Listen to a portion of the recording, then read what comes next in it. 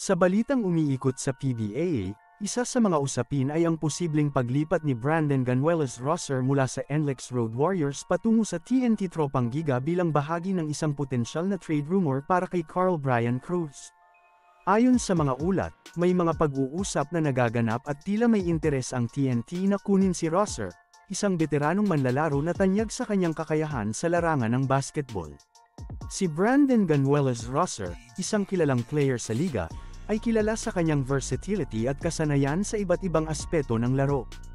Ang potensyal na paglipat niya sa TNT ay maaaring magdulot ng dagdag na lakas at karanasan sa koponan, lalo na't ang TNT ay patuloy na naghahanap ng mga players na magbibigay ng dagdag na tulong sa kanilang lineup. Ang posibleng pagdating ni Brandon Ganuelos-Rosser sa TNT ay maaaring magdulot ng pagbabago sa kanilang koponan. Ang kanyang kakayahan sa iba't ibang posisyon at kanyang dedikasyon sa laro ay maaaring maging mahalagang bahagi ng kanilang sistema, lalo na't ang TNT ay naghahanda para sa mga susunod na laban sa liga. Sa potensyal na trade na ito, maaaring magkaroon ng positibong epekto hindi lamang sa kanya kundi maging sa buong koponan ng TNT.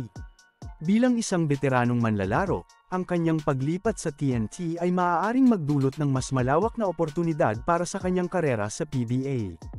Habang naghihintay ng mga opisyal na pahayag mula sa mga kinauukulan, abangan natin kung paano magiging bahagi si Brandon Ganuelos-Rosser ng TNT Tropang Giga at kung paano ito magbabago sa dynamics ng liga. Ang potensyal na trade rumor na ito ay tiyak na magdadala ng excitement sa PBA at magbibigay ng bagong aspeto sa kompetisyon sa liga.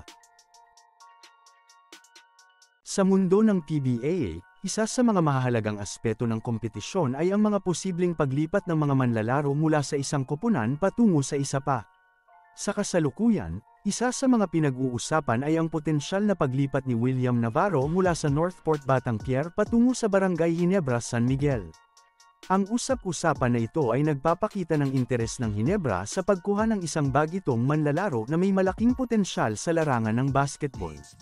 Si William Navarro, isang batang manlalaro na kilala sa kanyang kakayahan sa iba't ibang aspeto ng laro, ay nagbibigay ng bagong sigla sa liga.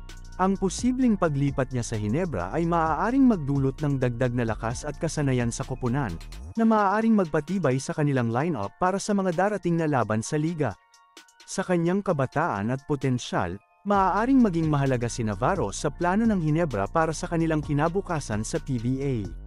Ang kanyang kakayahan sa opensa at depensa ay maaaring maging isang malaking asset sa koponan, lalo na't ang Ginebra ay patuloy na hinahanap ang mga manlalarong makakapagbigay ng positibong epekto sa kanilang koponan.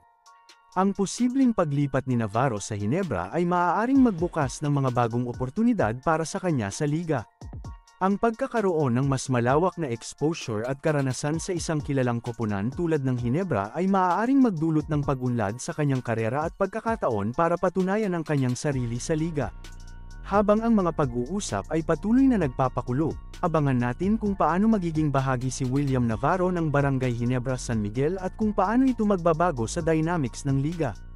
Ang potensyal na paglipat na ito ay tiyak na magdadala ng excitement sa PBA at magbibigay ng bagong aspeto sa kompetisyon sa liga. At dyan na nagtatapos ang ating mga usapang basketball para sa araw na ito.